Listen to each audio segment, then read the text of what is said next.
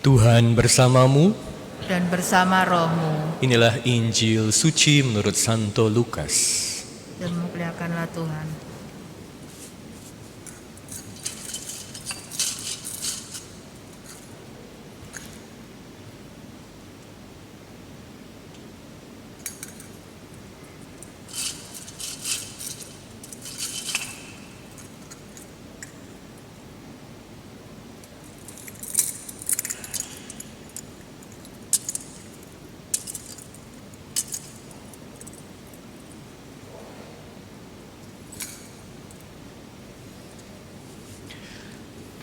Beberapa waktu sesudah kedatangan malaikat Gabriel, berangkatlah Maria dan bergegas menuju sebuah kota di pegunungan Yehuda.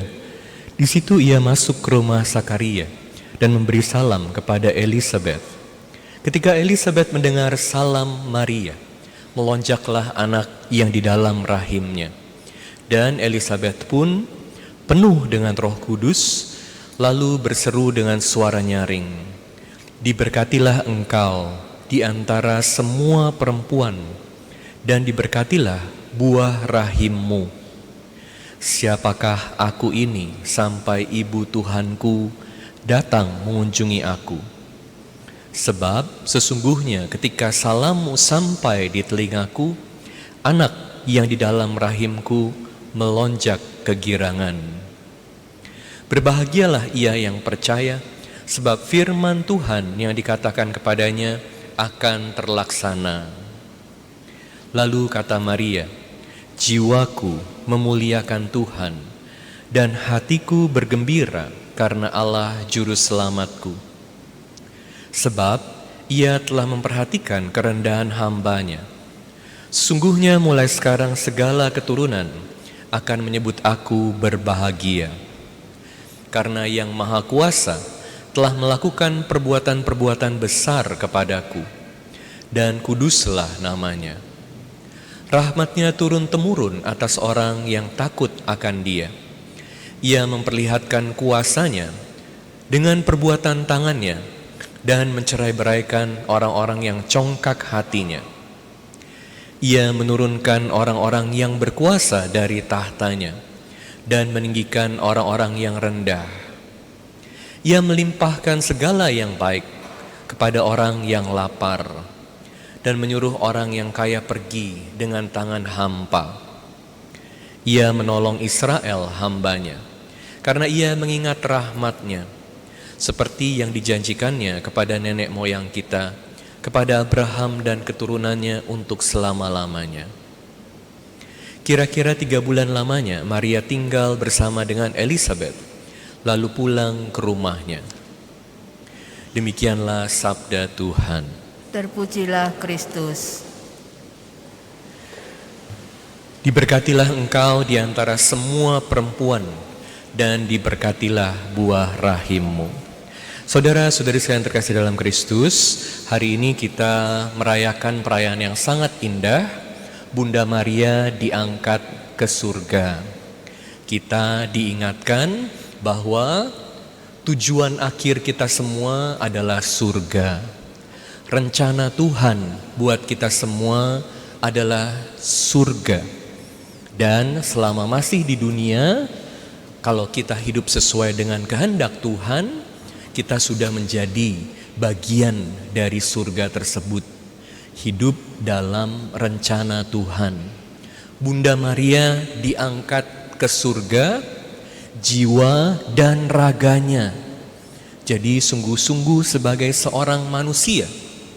Dan ini juga mengingatkan kita akan nilai yang sangat luhur, bahwa kita diciptakan jiwa dan raga sebagai manusia.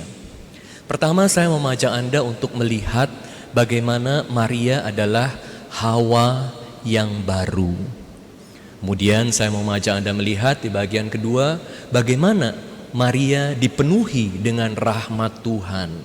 Apa artinya hidup dalam rahmat Tuhan? Dan bagaimana Maria selalu menyertai perjalanan hidup kita. Makanya kita selalu mohon supaya Bunda Maria selalu mendoakan kita. Pertama, kita melihat bahwa Bunda Maria adalah Hawa yang baru. Kita ingat bahwa manusia jatuh dalam dosa, jatuh dalam maut, jatuh dalam penderitaan karena dosa dari Adam dan Hawa. Hawa mendengarkan siapa? Ular. Hawa mendengarkan setan. Hawa digoda oleh setan. Tapi Bunda Maria mendengarkan siapa? Bunda Maria sebagai Hawa yang baru mendengarkan malaikat. Makanya kita juga perlu bertanya dalam hidup kita, siapa yang kita dengerin? Kita perlu belajar dari Bunda Maria, Hawa yang baru untuk mendengarkan malaikat. Dan kalau setan itu selalu menggoda kita untuk hanya mendengarkan kebutuhan diri sendiri, keinginan diri sendiri, mau hebat. Dengan demikian kita jatuh dalam dosa. Dan saat kita jatuh dalam dosa, hidup kita jadi kacau balau. Saat hidup jadi kacau balau, kita hanya memikirkan diri kita sendiri. Keluarga kita juga jadi dipenuhi dengan kemarahan, dengan sakit hati. Hidup keluarga yang seharusnya menjadi hidup yang indah, saling menolong satu dengan yang lain, saling menguatkan dan menginspirasi satu dengan yang lain. Tapi karena kita hanya mendengarkan suara kita saja, kita mendengarkan suara setan, apa jadinya hidup keluarga kita? Hidup yang seharusnya indah, manusia yang diciptakan segambar secitra dengan Allah, seharusnya mampu dan dimampukan untuk bisa membuat hidupnya menjadi indah. Tapi pada kenyataannya hidup dalam kesengsaraan, penderitaan dan maut. Karena hanya pikirkan dirinya sendiri saja. Tetapi Bunda Maria selalu mencari kehendak Tuhan, mendengarkan malaikat dan mengatakan, terjadilah padaku menurut kehendakmu, sesuai dengan kehendakmu. Maka kita harus mencontoh teladan Bunda Maria. Seringkali kita sebagai manusia itu kehilangan pengharapan. Kenapa kita kehilangan pengharapan? Kita udah coba tapi gagal lagi. Coba gagal lagi. Pergi ke pengakuan dosa, dosa yang sama lagi habis itu. Konseling sama Romo tapi masih jatuh lagi. Bagaimana? Paus Pius ke-12 saat mendeklarasikan dogma ajaran gereja Bunda Maria diangkat ke surga, itu tahun 1950. Jadi kita tahu ini baru beberapa tahun sesudah Perang Dunia Kedua. Kita melihat saat Perang Dunia Kedua itu terjadi kekejaman yang luar biasa. Hidup manusia tidak dianggap dan banyak orang kehilangan pengharapan untuk bisa punya hidup yang baik. Sebagai manusia, kita seringkali lupa bahwa sebetulnya kita bisa dengan rahmat Tuhan menciptakan hidup yang baik. Oleh karena itu, Paus Pius ke-12 mengingatkan kita dengan figur Bunda Maria bahwa manusia itu diciptakan luar biasa, indah, dan kita semua bisa menjadi bagian dari surga. Bahkan surga sudah hadir di dunia. Bunda Maria menjadi Hawa yang baru. Bagaimana Bunda Maria menjadi Hawa yang baru? Bunda Maria dipenuhi dengan rahmat Tuhan. Makanya setiap kali kita berdoa, Salam Maria, penuh rahmat. Apa artinya penuh rahmat? Bagaimana hidup dalam rahmat Tuhan? Kalau Hawa membawa manusia pada dosa, penderitaan, membuat kita manusia lahir dalam kematian karena dosanya. Bunda Maria, Hawa yang baru lewat rahimnya yang dipakai Tuhan melahirkan, tentu kita semua tahu, Yesus. Yesus membawa apa? Yesus membawa rahmat Tuhan. Yesus adalah Allah sendiri yang hadir sebagai manusia. Hawa yang lama membawa kematian, Bunda Maria, Hawa yang baru, melahirkan kehidupan. Rahmat Tuhan mengalir lewat rahim Bunda Maria. Ini tentu bukan karena Bunda Maria hebat. Bunda Maria dimampukan oleh Tuhan. Makanya kalau kita lihat, Bunda Maria ini kan naik ke surga. Apa bedanya dengan Yesus yang naik ke surga? Kalau Yesus naik ke surga, itu karena kuasanya. Karena Yesus adalah Allah. Tapi Bunda Maria naik ke surga bukan karena kuasa dia, bukan karena hebatnya dia, tapi karena dia diangkat ke surga, dimampukan oleh rahmat Tuhan. Kenapa Bunda Maria bisa diangkat ke surga? Karena Bunda Maria mampu menerima rahmat Tuhan, hidup dalam rahmat Tuhan. Saudara-saudari sekalian terkasih dalam Kristus, Tuhan selalu mau kasih hadiah kepada kita. Anda mau gak punya hidup baru? Anda mau gak bisa punya hidup yang indah? Anda mau gak hidup keluarga Anda diperbaharui? Tuhan selalu siap memberikan rahmat-Nya. Tapi seringkali masalahnya adalah kita sebagai manusia tidak bisa menerima rahmat Tuhan. Karena apa? Karena yang selalu kita pikirin adalah kehendakku, kerajaanku, maunya aku. Bagaimana kehendak Tuhan bisa terjadi dalam hidup kita?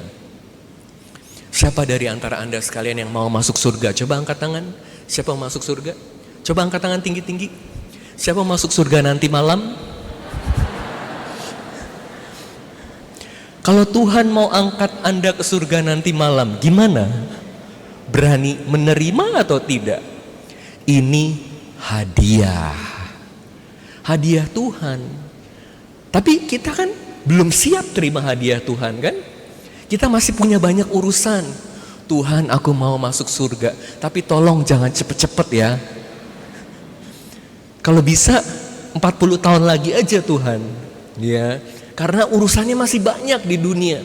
Masih banyak yang aku mau kerjakan. Masih banyak yang aku inginkan. Tapi Bunda Maria dari sejak awal, karena dia dimampukan oleh rahmat, dan Bunda Maria mau bekerja sama dengan rahmat Tuhan, Bunda Maria selalu mengatakan, terjadilah padaku menurut kehendakmu, menurut perkataanmu. Apa kata malaikat, apa kata Tuhan, itu yang aku ikutin. Kalau kita dengerin khotbah Romo harus mengampuni suami. Aduh susah banget mengampuni suami, gimana? Ini udah jelas kehendak Tuhan. Tapi apakah kita bisa mengikuti kehendak Tuhan itu? Sulit, karena kita masih dipenuhi oleh diri kita sendiri. Bagaimana mau masuk surga? Nah, tapi jangan khawatir, jangan kecil hati, jangan menyerah. Karena Tuhan selalu menyertai kita. Kita hanya perlu buka hati kita sama Tuhan dan terima hadiah itu. Sehingga kita juga dimampukan. Saat kita dipenuhi dengan rahmat Tuhan, bekerja sama dengan rahmat Tuhan, dimampukan oleh rahmat Tuhan, ada banyak hal yang kita bisa lakukan. Sekali lagi, bukan karena kita hebat, tapi karena Tuhan menciptakan kita kembali. Tuhan menciptakan Hawa, tapi Tuhan menciptakan kita kembali lewat kehadiran Yesus melalui rahim dari Bunda Maria. Oleh karena itu kita terus-menerus berdoa, mohon penyertaan dari Bunda Maria. Kita berdoa pada Bunda Maria itu untuk mohon penyertaannya. Yang mengabulkan itu Tuhan Yesus. Kita selalu ingat Bunda Maria, karena Bunda Maria menjadi teladan buat kita semua. Bagaimana indahnya hidup dalam rahmat Tuhan. Walaupun berat, Bunda Maria kuat. Anda bisa bayangkan bagaimana Bunda Maria di kaki salib melihat anaknya menderita. Bunda Maria juga bisa berontak. Waktu Bunda Maria menerima kabar gembira, itu artinya berbagai rencananya juga hancur. Bunda Maria juga bisa berontak. Waktu Bunda Maria diangkat ke surga, bisa seperti Anda sekalian, jangan sekarang Tuhan. Tapi Bunda Maria menerima. Maka kita semua juga mohon penyertaan dari Bunda Maria. Bukan karena kita memuja Bunda Maria, yang dipuja hanya Tuhan Allah. Tapi Bunda Maria menjadi contoh dan menyertai perjalanan hidup kita. Sehingga kita semua diingatkan, satu hari nanti kita semua bisa reuni di surga. Sebagai keluarga kita bisa reuni di surga. Sebagai gereja kita bisa bersama-sama di surga. Karena surga adalah rencana Tuhan. Beberapa hari yang lalu saya itu terima dari seorang teman video clips pendek dari film Patch Adams. Mungkin Anda pernah nonton filmnya, ini udah lama sekali. Mungkin Anda bisa kasih tunjuk kepada anak-anak Anda, karena film ini keluar tahun 98. Ya, bagus sekali filmnya. Jadi udah berapa tahun yang lalu lewat. Mungkin yang masih umur belasan belum pernah nonton. Saya terima klips film itu, bagus sekali, tentang seorang dokter yang sangat mencintai sesamanya. Jadi waktu dia itu Patch Adams ini kuliah kedokteran, dia melihat, ini didasarkan dari cerita nyata ya. Jadi dokter Patch Adams itu sampai sekarang masih ada. Dia lahir tahun 1945 di Amerika, tapi kemudian hidupnya dijadiin film. Bagus sekali, banyak sekali yang nonton. Nah, jadi Patch Adams ini adalah dokter yang sangat mencintai sesamanya. Waktu dia belajar jadi dokter, para profesornya itu panggil pasien pakai nomor. Pasien nomor 1 kasusnya apa? Pasien nomor 2 kasusnya apa? Patch Adams gak setuju. Dia bilang mereka bukan hanya objek, mereka bukan hanya nomor, mereka punya nama, mereka manusia. Dia protes. Kemudian para dokter yang hebat-hebat ini lihat pasien-pasien itu, ya pokoknya diobatin, sakitnya sembuh. Tapi Patch Adams melihat bahwa pasien-pasien ini bukan hanya sekedar perlu diobatin, tapi mereka perlu diperlakukan sebagai manusia, diajak bercanda. Makanya Patch Adams bersedia buat yang lucu-lucu supaya pasien-pasien itu bisa ketawa, jadi seneng. Dan dia bantu banyak orang dengan bikin satu center. Ada banyak orang yang gak punya uang, yang gak punya asuransi, ditolak oleh rumah sakit. Dia bikin satu rumah, dapat satu rumah dari temennya. Kemudian pasien-pasien yang gak bisa ditampung, dia taruh di rumah itu. Pacarnya yang tadinya itu juga adalah dokter yang hanya pikirin yang penting hebat, juga berubah karena Patch Adams ajak dia untuk memperlakukan sesama sungguh-sungguh sebagai manusia, bukan hanya objek. Hidup yang indah, hidup sesuai dengan kehendak Tuhan, sesuai dengan apa yang Tuhan mau dalam hidup kita. Sayangnya, walaupun kita hidup sejalan dengan kehendak Tuhan, seringkali masih ada hal-hal yang terjadi tidak sesuai dengan apa yang kita mau. Tapi itu yang Tuhan rencanakan. Ternyata pacarnya ini satu hari itu ketemu sama satu pasien, ditelepon, "Kamu datang dong ke tempat saya."